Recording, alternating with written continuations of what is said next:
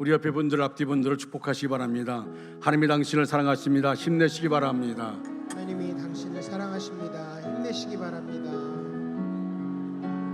하나님이 당신을 사랑하십니다. 평화, 하나님의 평강이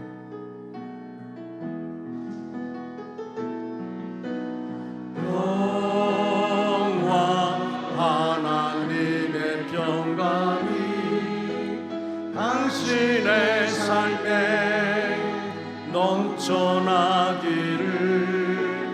평화, 하나님의 평강이 당신의 삶에 가득하기를 축복합니다. 은혜, 하나님의 은혜가, 은혜, 하나님의 은혜가 나의 삶 속에 넘쳐나기를. 소망, 하나님의 소망이 나의 삶 속에 가득하기를 축복합니다. 아멘. 50 수련회, 60 수련회 여러분 많이 기도해 주시고 그 수련회를 통해서 진정한 교제와 은혜가 임할 수 있도록 여러분 기도 많이 해 주시기를 바랍니다. 오늘 본문의 배경되는 출애굽기의 이야기는 이렇습니다. 이스라엘 백성들은 야곱과 요셉 이래로 애굽으로 이주해서 무려 430년이라는 긴 세월을 지냈습니다. 요셉을 모르는 바로가 애굽을 지배하게 되면서, 그러면서 이스라엘 백성들은 참담한 노예 생활을 하게 되었습니다. 그러나 하나님께서 저들의 부르짖는 기도의 소리를 들으시고, 그리고 모세를 택하셔서 바로 왕에게 보내셨습니다. 10가지 재앙으로 바로 왕을 굴복시키셨고, 끝내 이스라엘 백성들은 출애굽할 수 있게 되었습니다. 하나님의 인도로 이스라엘 백성들이 숫곳을 출발했습니다. 에담에 도착하여 장막을 쳤을 때에 낮에는 구름 기둥으로, 밤에는 불 기둥으로 나타나서 그들을 인도하기 시작했습니다. 여러분, 우리는 구름 밑에 있다는 사실을 잘 모릅니다. 우리 한국에서는 이 구름 밑에 있다는, 구름 밑에 있어도 덥고 구름 밑에 있어도 땀을 나니까 모르는데, 성지 순례를 갔다 오신 분들은 압니다. 구름 밑에만 가면 시원합니다. 바람이 안 불어도 구름 밑에만 가면 시원합니다. 제가 성지 순례를 2번 다녀왔는데, 그런데 시내산을 올라갈 때에 추운 겨울 옷을 가져오라더라고요. 그래서 내가 아니 중동 지역이 또 더운데 뭔 겨울 옷이 필요한가. 시내산을 새벽에 올라가는데 정말 춥더라고요. 그래서 여러분, 그래서 불기도로 인도한 겁니다. 낮에는 구름기도로 그들의 더위를 막아줬습니다. 그리고 밤에는 불기도로 그들을 보호해 주셨습니다. 다시 말하면 그들이 애굽을 나와서 나갈 때에 구름기둥과 불기둥을 통해서 그들을 보호하신 겁니다. 이때 바로가 마음이 바뀌었습니다. 성경 말씀 가운데 보니까 하나님이 바로의 마음을 강팍하게 했다, 그렇게 말합니다. 마음을 바꾸어서 그가 떠나라 라고 했던 이스라엘 백성들을 쫓아가서 그들을 멸절시키려고, 그리고 바로의 그 막강한 군대를 데리고 지금 오는 것입니다. 지금 이스라엘 백성들이 애굽 군대의 그 어마어마한 위용을 보게 되었습니다. 그러나 앞에는 홍해가 가로막고 있습니다. 도망할 곳이 없습니다. 그야말로 진퇴양난 절체절명의 위기를 맞게 된 것입니다. 사랑하는 여러분, 지금 여러분 위기를 겪고 있습니까? 정말 내가 무엇을 두려워하고 있는지를 살펴보시기를 바랍니다. 내가 지금 위기를 겪고 있다면 내가 지금 위기 가운데서 무엇을 두려워하고 있는지를 우리가 살펴보아야 합니다. 내가 감당할 수 없는 무서운 힘으로 밀려오는 저 바로의 군대를 두려워하고 있지는 않습니까? 내 힘으로 헤쳐나갈 수 없는 홍해의 시퍼런 바닷물을 두려워하고 있지는 않습니까? 우리는 이런 것들을 두려워해서는 안 됩니다. 하나님께서 우리에게 위기를 허락하신 목적이 무엇입니까? 우리를 멸망으로 몰아넣으려 하심입니까? 아닙니다. 우리로 하여금 그 위기 속에, 그 어려움 가운데서 하나님을 깊이 만나기를 하나님은 원하십니다.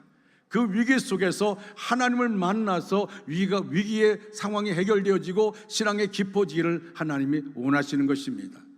그러면 위기를 만날 때 우리가 어떻게 해야 합니까? 첫째로 위기 때에는 먼저 기도해야 합니다. 따라할까요? 위기 때에는 먼저 기도해야 합니다. 할렐루야. 이스라엘 백성들은 출애굽 때에 하나님의 능력의 손을 의지하고 담대하게 나왔습니다.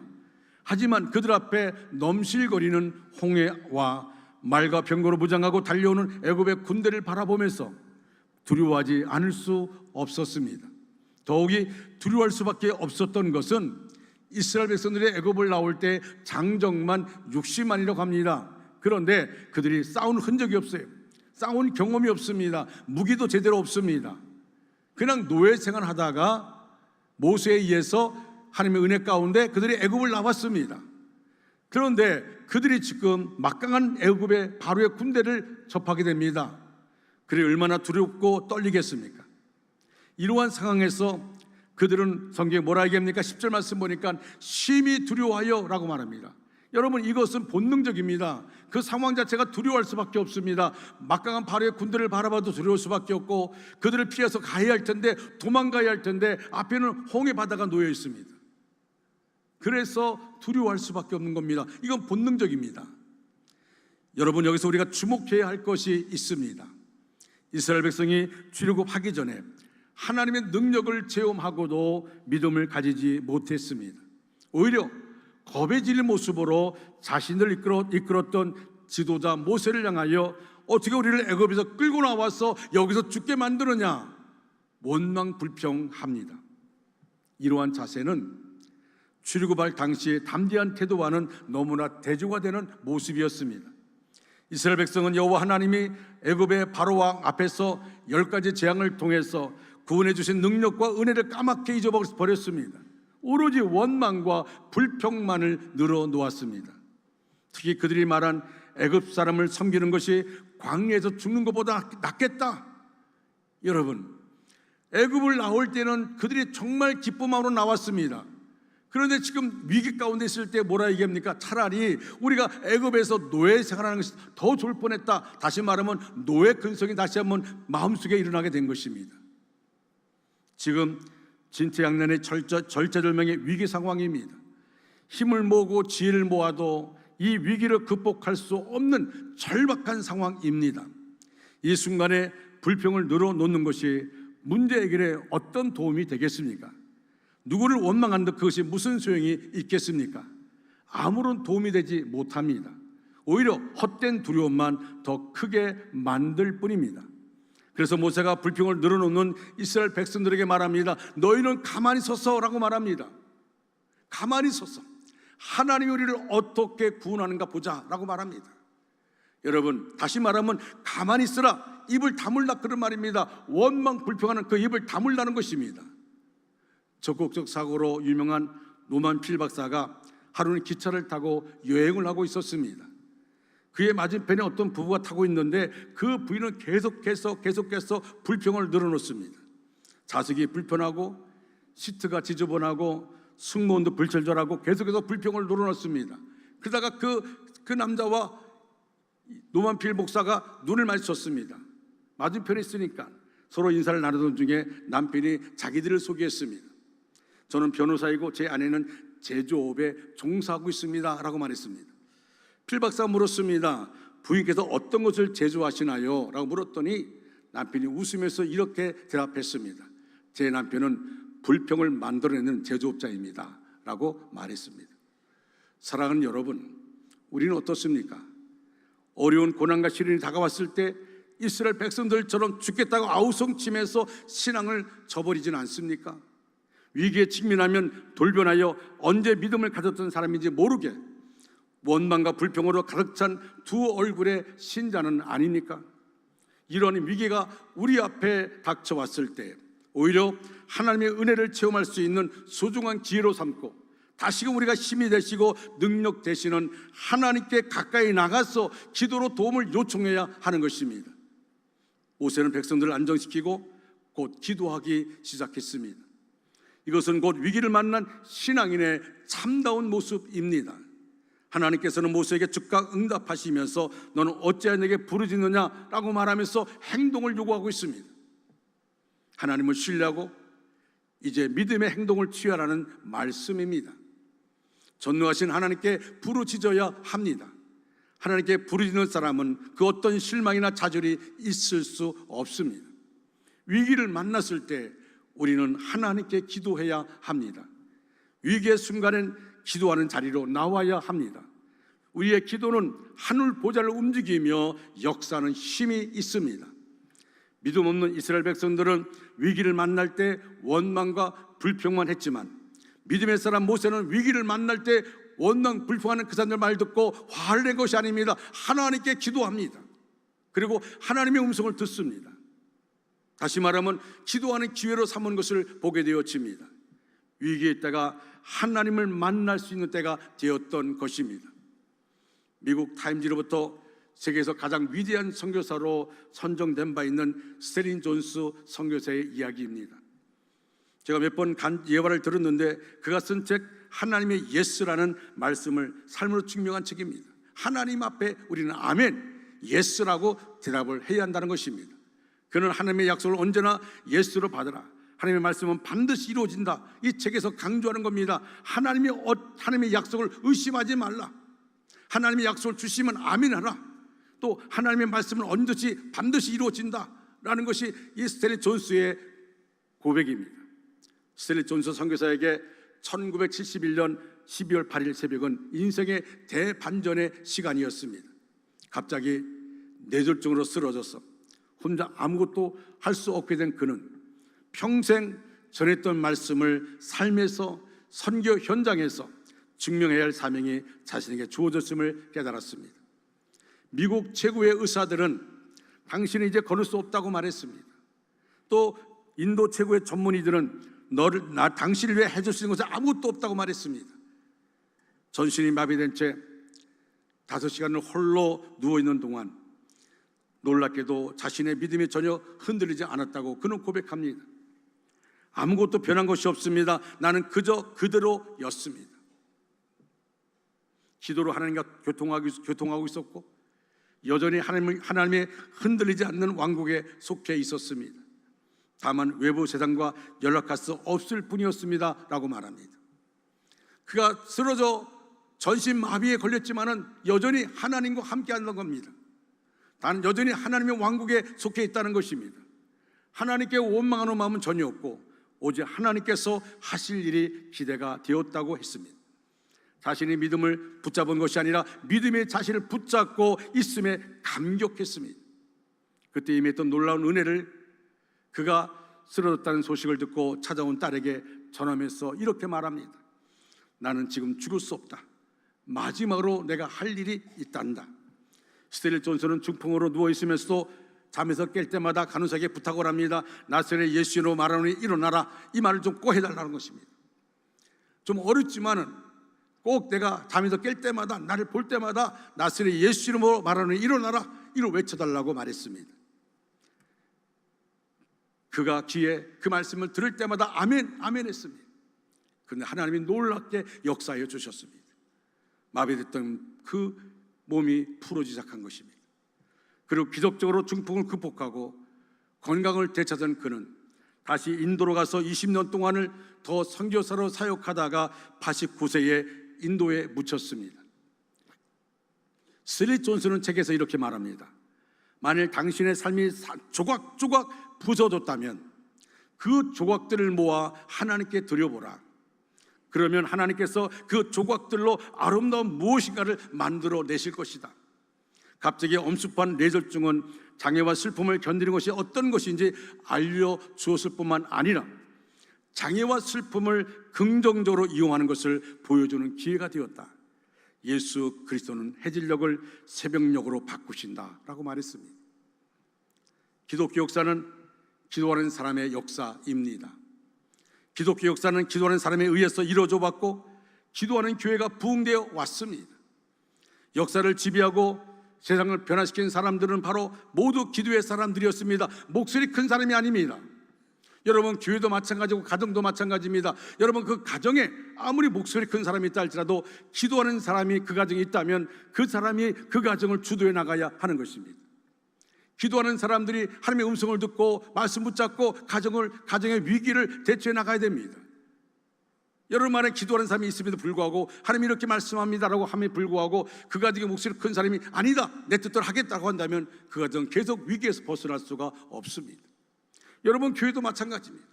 교회는 목소리 큰 사람이 아닙니다. 직분자가 아닙니다. 교회는 기도하는 사람에 의해서 움직여져야 하는 것입니다. 지금 우리 교회가 깨어서 기도할 때입니다. 기도하지 않냐고 핑계를 대면서 주님의 사역을 감당하려는 것은 허상일 뿐입니다. 기도의 사람이 되어야 진정 주님의 사역을 감당할 수 있습니다. 이스라엘 민족이 위기를 극복할 수 있었던 것은 여호와 하나님께 기도했기 때문입니다. 위기를 만날 때 먼저 기도하는 저와 여러분 되시기를 주님의 이름으로 축원합니다. 두 번째로, 하나님 말씀에 순종해야 합니다. 따라할까요? 하나님의 말씀에 순종해야 합니다. 아멘. 우리 기독교인들은 기도할 때가 있는가 하면 또 말씀에 따라 행동해야 할 때가 있습니다. 어떤 교회 새로 부임한 목사가 세 주일 연속으로 똑같은 설교를 하자 교인들이 목사님을 찾아와서 언제쯤 새 설교를 하실 거냐고 물었습니다. 아니, 어떻게 세 주 동안 연속 똑같은 설교를 하십니까? 언제 설교를 바꾸실 겁니까? 라고 물었더니 이 목사님이 이렇게 말했습니다. 제가 새 설교로 바꾸는 것은 여러분이 설교의 내용을 실천에 옮기고 난 다음입니다 라고 말했습니다. 이 말 듣고 그 교인들이 크게 뉘우치고 설교를 들을 때 곧 자신의 삶을 돌아보고 실천으로 옮겼다고 했습니다. 오늘날 교회 성도들도 설교를 잘했느니 못했느니에 대해 관심이 많지 자신을 돌아보고 고치려는 마음이 없습니다. 여러분, 우리가 설교를 들을 때 오늘 설교 은혜 받았습니다, 그러 끝입니다.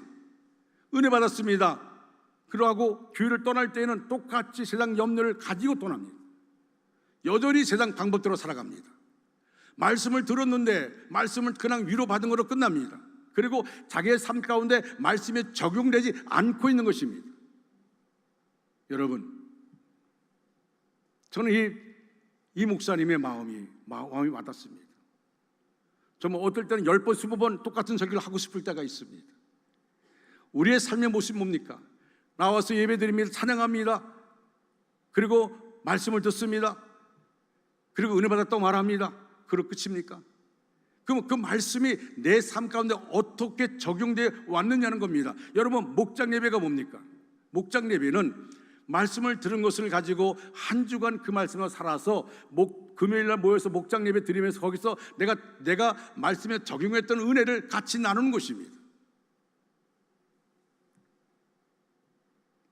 하나님 모세에게 기도의 응답으로 백성과 함께 홍해를 향해 앞으로 나가라고 행동을 요청했습니다. 아직 홍해가 갈라지기도 전에 이스라엘 백성으로 하여금 바다 쪽으로 전진하라는 것입니다. 그리고 모세에게 지팡이를 들고 바다 위로 내밀고 갈라지게 하라 명령하셨습니다. 이것은 하나님께 대한 상당한 신뢰를 요구하는 말씀입니다.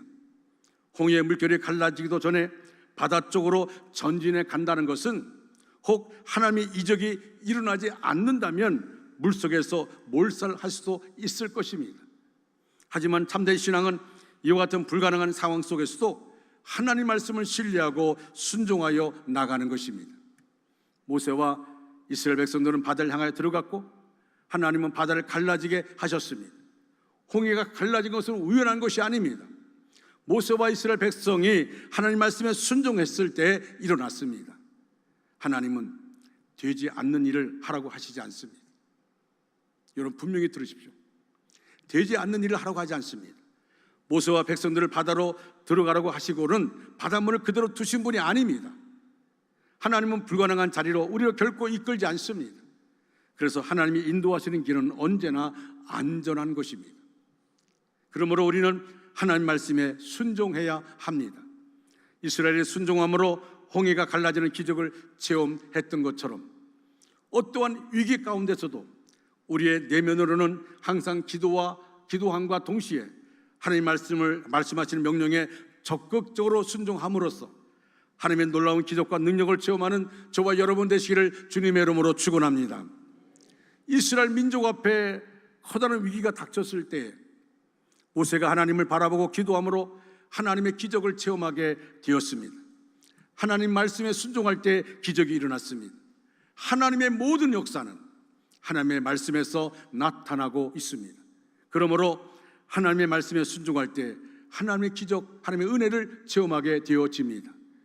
하나님의 말씀에 순종할 때 위기를 극복하는 신앙을 가질 수 있습니다. 우리 성결교단에 미국에서 목회하는 강중민 목사의 책에 이런 책의 말이 있습니다. 벼랑 끝에서 웃게 하시는 하나님의 은혜라는 책입니다. 벼랑 끝에서 웃게 하시는 하나님의 은혜. 벼랑 끝에서 어떻게 웃을 수 있습니까? 그런데 벼랑 끝에서 웃게 하시는 하나님의 은혜. 절벽 아래로 떨어졌을 때 나는 비로소 알았습니다. 내가 날 수 있다는 사실을. 하나님의 은혜가 임하면 벼랑 끝에서도 날아오릅니다. 누구나 한 번쯤 벼랑 끝에 서게 됩니다. 질병으로 사고나 실패, 부채, 갈등, 고독, 침체, 이혼, 연약함, 성공 후에 찾아오는 공허 등 각기 다른 자신의 벼랑 끝에 서게 됩니다. 여러분이 처한 벼랑 끝이 무엇이든 하나님이 함께 하시면 그 벼랑 끝은 인생의 끝이 아닌 새로운 시작인 것을 믿으시기 바랍니다. 벼랑 끝은 하나님이 역사하시는 능력의 장소이자 축복이 임하는 은혜의 장소입니다. 벼랑 끝에 서는 것은 축복입니다. 여러분, 벼랑 끝에 있을 때가 얼마나 많습니까? 저도 목회하면서 벼랑 끝에 서 있을 때가 있었습니다. 그러나 그 벼랑 끝에서 하나님 말씀 붙잡았을 때, 기도 가운데 하나님의 음성을 들려주는 그 음성을 붙잡았을 때에 일어설 수 있었습니다. 여러분, 우리의 삶 가운데 벼랑 끝이 끝나는 게 아닙니다. 많은 사람이 벼랑 끝이라 생각하고 인생을 포기합니다. 자살하고 맙니다. 그러나 여러분, 우리에게는 벼랑 끝이 아닙니다. 다시 한번 새로운 시작을 우리에게 알려주는 것입니다. 모세의 선포대로 이스라엘 백성은 벼랑 끝 위기의 상황에서 하나님이 일하시고 하나님이 싸우시는 것을 이들이 체험하게 됩니다. 여러분, 모세가 얘기한 게 뭡니까? 너희는 가만히 서서 여호와께서 우리에게 어떻게 역사하는지 보자라고 말하면서 너희가 지금 두려워 떨고 있는 저 막강한 바로의 군대는 다시 볼 수 없을 것이다. 하나님께서 그들에게 말씀한 겁니다. 우리가 그때는 죽을 것 같고 벗어나지 못할 것 같고 나는 이것으로 내 인생 끝난 것 같이 느껴지지만 그러나 하나님은 하나님의 때에 분명하게 역사하여 주시는데 우리 그때를 기다리지 못하고 인내하지 못하고 포기하고 마는 것입니다. 기도를 포기합니다. 말씀을 가까이 하는 것을 포기합니다. 그리고 원망 불평합니다. 그러다 보면 하나님이 예비한 놀라운 기적을 내 것으로 만들 수가 없게 되어집니다. 이스라엘 백성이 그렇습니다. 원망 불평하는 그들에게 모세가 말한 것처럼 그들이 하나님을 바라봤을 때 놀라운 일이 일어났습니다. 사랑하는 성도 여러분, 우리의 삶 가운데 하나님이 어떤 말씀을 주시든지 우리는 그 말씀 붙잡고 나가야 될 줄로 믿습니다. 그 사람만이 인생을 위기에서 이겨낼 수 있습니다. 인생의 위기에서 일어설 수 있습니다. 세 번째로, 위기의 때는 하나님을 바라보아야 합니다. 따라할까요? 위기의 때는 하나님을 바라보아야 합니다. 아멘. 자, 위기를 만날 때 하나님을 바라보지 못하고 무서운 환경만 바라보고 넘어지고 하나님을 잊어버리기 쉽습니다. 위기를 만나면 하나님을 떠납니다. 위기를 만나면 기도하지 않습니다. 위기를 만나면 예배에 가까이 하지 않습니다. 위기를 만나면 사람 만난 거 싫어합니다. 위기를 만난 것 때문에 스스로 포기하고 쓰러진 사람이 얼마나 많은지 모릅니다. 여러분, 우리는 위기를 만날수록 어떤 삶이 우리에게 주어져야 됩니까? 믿음의 주여 우리를 온전케 해주시는 예수 그리스도, 다시 말하면 우리가 하나님을 바라보는 신앙의 모습이 우리 안에 있어야 되는 것입니다.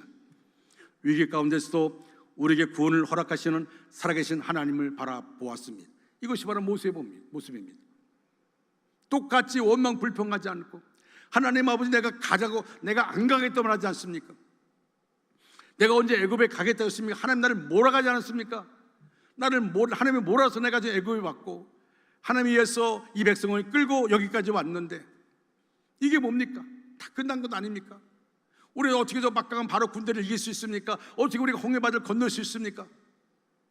어찌 이 백성을 이끌고 여기서 우리를 몰살시키십니까? 이렇게 모세가 원망하지 않습니다. 모세는 자기를 불러주신 하나님, 자기를 인도하신 하나님, 자기를 애굽에 보내신 하나님, 그리고 이 백성을 이끌고 여기까지 오게 하신 하나님, 그 하나님을 의지하고, 그리고 백성을 향해서 말하는 겁니다. 불평하지 말고 원망하지 말고 다시 우리가 하나님을 바라봅시다. 하나님 우리에게 이 상황 가운데, 이 위기 가운데 우리를 어떻게 인도하는지 우리는 하나님을 바라봅시다. 여러분, 하나님이 누구십니까?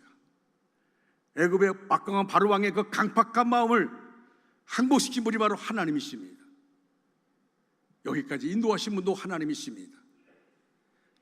그 결과 믿음으로 하나님을 바라본 모세는 위기 속에서도 어둠을 물리치고 두려움을 물리치고 전진할 수 있었습니다. 위기를 극복하고 승리할 수 있었습니다. 사랑하는 성도 여러분, 우리 자신의 모습이 그렇습니다. 우리가 여러 가지 상황들, 우리의 눈에 비치는 상황들, 우리가 듣는 모든 상황들이 힘들고 어렵다 할지라도, 그리고 내가 겪는 이 상황들이 지금까지 아직도 변화가 안 됐다 할지라도, 여전히 내가 지금 깊은 수렁에 빠진 것처럼 느낀다 할지라도, 분명한 사실은 나는 하나님의 자녀입니다. 예수의 핏값으로 구원받은 하나님의 자녀입니다. 그리고 하나님이 우리에게 말합니다. 우리를 하나님의 자녀의 권세를 주셨다고 말씀하고 있습니다. 그렇다면 우리는 하나님을 바라보아야 합니다. 이것이 오늘 우리의 모습이 되어져야 됩니다. 여러분, 성경의 신앙성에 보면 베드로가 큰 풍랑 속에서 예수님이 바다 위를 걸어오시니까 갑자기 풍랑 속에 두려워하다가 나도 예수님처럼 걷고 싶다. 그리고 뭐라 얘기합니까? 주여 만일 주시고도 나도 무리를 걷게 해달라고 말합니다. 주님이 허락해서 그가 무리를 걸을 수가 있었습니다. 그런데 주님을 바라보던 눈길을 가지고 풍랑을 바라는 순간 물속에 빠지고 말았습니다. 여러분, 우리의 모습 그렇습니다. 주님을 바라보고 하나님을 바라보면 위로가 되어집니다. 은혜가 임합니다. 그런데 우리가 세상을 바라보게 되면 원망 불평할 수밖에 없습니다. 낙심 절망할 수밖에 없습니다. 우리가 오늘 만나고 있는 위기가 마치 무서운 풍랑과 같을지라도 염려하거나 두려워하지 말고 우리를 승리의 길로 인도하실 오직 전능하신 하나님을 바라보아야 합니다. 인간적으로 모든 생각이나 방법들을 버리고 전적으로 하나님만 의지하고 하나님만 바랄 때 하나님은 도우시는 것입니다. 여러분, 지금은 모릅니다. 지금은 이해할 수가 없습니다. 지금은 감당할 수가 없습니다. 그러나 여러분의 믿음으로 나가게 되면 나중에는 지금의 상황을 간증할 수 있게 되어집니다. 하나님이 나를 기가 막힐 웅덩이에서 나를 건져 주셨습니다. 할렐루야. 여러분, 많은 사람이 이런 간증합니다. 죽을 수밖에 없는 상황 가운데 나를 건져 주셨습니다. 이런 간증을 합니다.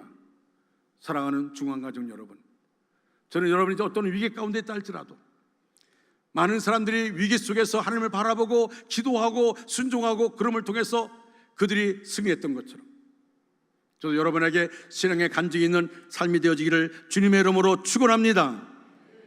사랑하는 중앙가족 여러분, 이제 말씀을 마무리합니다. 100여 년 전 미국 시카고에 대화재가 있었습니다.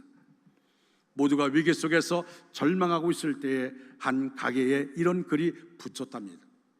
그 가게에 붙어있는 글입니다. 우리 가게는 이번에 화재로 모든 것이 다 타버렸습니다. 그러나 우리의 비전은 아직 타지 않았습니다. 그래서 우리는 내일부터 정상 영업을 하겠습니다. 그렇습니다. 위기의 한복판에서도 비전의 사람들은 주저앉지 않습니다. 특별히 하나님의 비전을 가진 사람들은 오히려 더 큰 힘을 얻게 되어집니다. 오늘 이 시대를 살아가는 현대인들에게 원하든 원치 않든 위기를 만날 때가 있습니다. 때때로 사업의 위기를 만나 두려워할 때도 있고 직장의 위기를 만나서 근심에 빠질 때도 있습니다. 때로는 건강의 위기를 느끼면서 불안과 초조함에 빠질 때도 있습니다. 위기를 만날 때 이스라엘 백성들처럼 무서운 환경만 바라보고 서로 원망하고 불평하며 두려워하여 낙심하고 절망에 빠지지 않기를 바랍니다. 여러분, 위기를 만날 때마다 우리는 하나님을 바라봐야 됩니다. 그리고 깨어 기도해야 됩니다. 그리고 하나님이 어떤 말씀을 주시든지 우리는 그 말씀을 붙잡아야 될 줄로 믿습니다. 우리의 생명은 하나님께 있습니다. 살고 죽는 것 하나님의 권한 속에 있습니다. 여러분, 우리가 하나님께 맡긴다는 것은 내 생각, 내 관념 가지고, 내 경험 가지고 하나님께 맡기는 게 아닙니다. 하나님께서 어떤 말씀을 주시든지 우리는 그 말씀 앞에 아멘하는 겁니다. 셀 존스 목사가 자기가 외쳤던 말씀을 이제 자기가 전신마비가 된 후에 내가 이제는 그것을 증거할 수 있게 되었다고 말한 것처럼, 여러분, 우리의 모습이 그런 모습 되어야 되지 않겠습니까? 한 번밖에 없는 인생 가운데 그나저나 적당히 흘러가는 그런 인생이 아니라 정말 하나님이 나를 통하여 영광 받으시는 그런 모습. 오늘 본문의 마지막에 뭐라 얘기합니까? 애굽 사람들이 하나님인 줄 알지니라. 하나님을 알게 하는 것, 바로 우리의 삶을 통하여, 우리 가정을 통해, 우리 교회를 통하여서 내가 머무는 그곳을 통해서 하나님이 함께하는 것을 보여주는 것만큼 중요한 것이 어디 있습니까? 내 말이 아니라, 원망 불평하는 말이 아니라 하나님이 나와 함께하는 걸 보여주는, 다 타버렸다 할지라도 내 안에 비전은 타지 않았습니다라고 고백했던 것처럼 내 안에 믿음이 있습니다. 네 믿음이 나를 세워줄 겁니다. 나는 믿음 안에 살 것입니다. 고백한 것처럼 이런 모습이 저와 여러분의 모습 되어지기를 축원합니다. 축원합니다. 다 같이 일어나셔서 찬양합니다.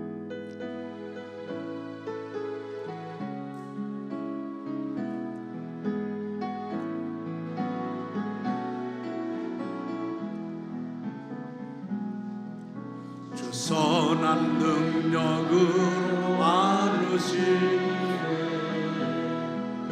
그 크신 발로 날 붙드시네. 절망 속에도 흔들리지 않고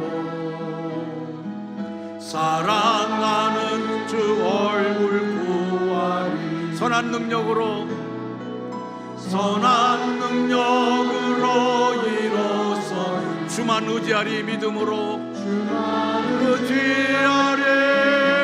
믿음으로 우리 고대 안에 주 오실 그날 영광의 새날을 맞이하리. 이전의 괴로움 날 애워싸고 고난의 길을 걷는다 해도, 고난의 길 걷는다 해도 주님께 모두 맡긴 우리 영혼, 주님께 모두 맡긴 우리 영혼, 끝내 승리의 날을 맞으리. 아멘. 끝내 승리의 날을 맞으리. 선한 능력으로 일어서리. 주만 의지하리. 믿음으로 우리 고대 안에 주 오실 그날 영광의 새날을 맞이하리. 주님이 마신 고난의 쓴 잔을, 주님이 마신 고난의 쓴 잔 우리도 감사하며 받으리. 우리도 감사하며 받으리. 주님의 남은 고난 채워가며, 주님의 남은 고난 채워 예수와 복음 위에 살리라. 아멘. 예수와 복음 위에 살 선한 능력으로 일어서리. 선한 능력으로 일어서리. 주님만 의지하겠습니다. 믿음으로 나가겠습니다. 믿음으로 우리 고대 안에 주 오실 그날 승리의 새날. 우리 한번 고백하는 마음으로 두 손 들고 선한 능력으로 일어서리. 선한 능력으로 주님만 의지하겠습니다. 믿음으로 나가겠습니다. 주만 의지하리. 믿음으로 우리 고대 안에 주 오실 그날 영광의 새날을 맞이하리. 지금은 길이요 진리요 생명 되신 예수 그리스도의 은혜와 하나님 아버지의 극진하신 사랑하심과 성령의 감화감동 내지로 충만 역사하심이 우리 전체 위에, 우리의 가정과 생업과 사업과 그 위에, 원주 땅과 대한민국과 세계 도처에 흩어져 있는 선교사들 위해 이제로부터 영원토록 함께 하시기를 간절히 축원하옵나이다. 아멘.